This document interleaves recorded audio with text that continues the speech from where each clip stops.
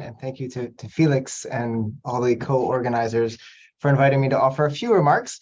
I actually want to start with addressing one of the questions that came up in the Q&A, because I think all of us were really impressed by this contribution of Johannes Kuhlmann, where he said that the limits of applying old solutions to new problems and finding new ways. There were a number of questions about how we do this.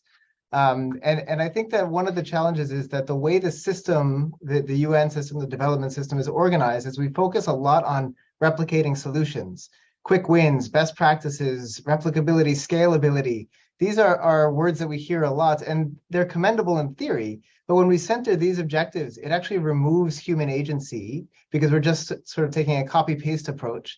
And it ultimately removes that notion of community ownership and true sustainability.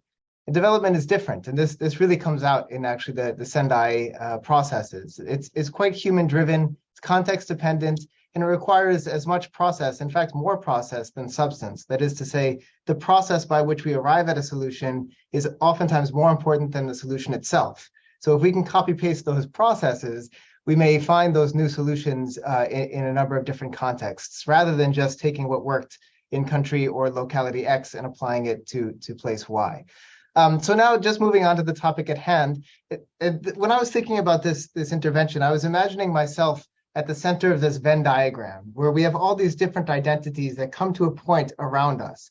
So nationality, religion, ethnicity, employment, our role in the family, our friends, these are all different circles of our beings, and the meeting point of them is us.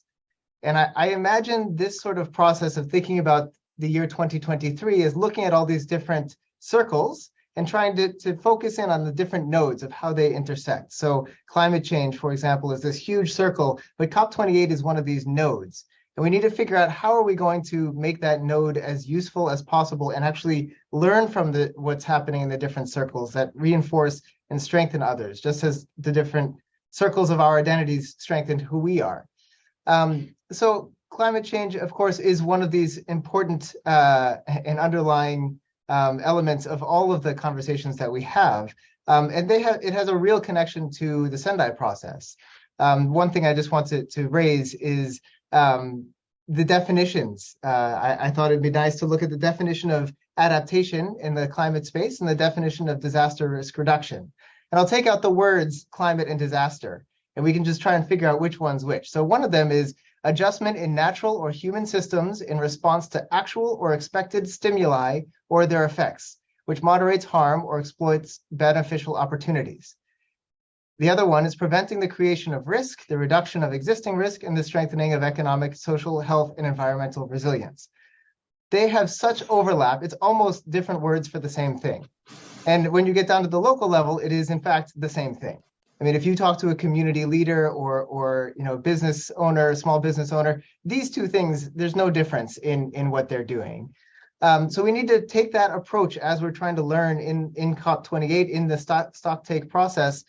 What is it that we can learn from the disaster risk space? And fortunately, we have this midterm review this year, which is sort of the midpoint of the Sendai process, where we have done a tremendous amount of research.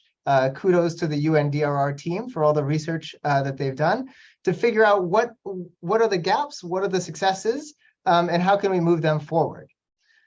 But I want to address one of the major challenges I see, and this actually cuts across all of the areas of engagement, and that is this concept of loss aversion, which inhibits us from working together. That is to say, it's the tendency to prefer avoiding losses to acquiring equivalent gains. And some studies have shown that this is to a factor of 2. So we would rather we're more fearful of losing $100 than gaining 199, than we are excited about gaining 199. And that actually entrenches us in silos because we're afraid to lose our expertise to others rather than seeing them as mutually reinforcing. And I think that this is a really important notion for us to try and overcome consciously as we're engaging in these spaces. What is there that is already taking place in one space that can be learned about in another space? Again, not the copy-paste thing that we talked about earlier, but just the lessons that we can take from one to the other. And how would this be done? So what I might suggest is in our various nodes this year, the various conferences, we think about we don't try to think about it universally. And on every panel, we identify one speaker from each of the different spaces. That would be very challenging and redundant. But we could encourage all of the experts in these different circles to sort of develop an input for that node. And then we can see what are the commonalities, what are the distinction points, where is there opportunity for mutual strengthening, ignoring entirely our silos, because we get caught in these unilateral or sort of unidimensional identities. And if we don't overcome them, then it's going to be very difficult to actually take the learning from one space and bring it to another. And I know that many already do this. The stakeholder engagement mechanism, of which I am a member, this is the participatory framework for stakeholders in the disaster risk reduction space. We prepared I would posit a rather sophisticated policy paper for COP27, and we'll do it again for COP28. To what degree are the COP policy papers, the UNFCCC papers informing the midterm review and vice versa? These could be requested across all the different circles, and in fact, not just at the UN level, but also at the ministry level of the various governments, at the civil society, corporate sector, all of these different sort of circles. How are the stakeholders contributing their differences? And then finally, I think we just need to ensure that we are not duplicating existing mechanisms. Oftentimes we call for something, but that something already exists. It may just be underfunded. It's not shiny and new, so we don't try to build on it. But these things already exist. So a lot of the adaptation agenda in the UNFCCC space is actually covered, I mean, in a different context, but there are advances taking place in the Sendai framework.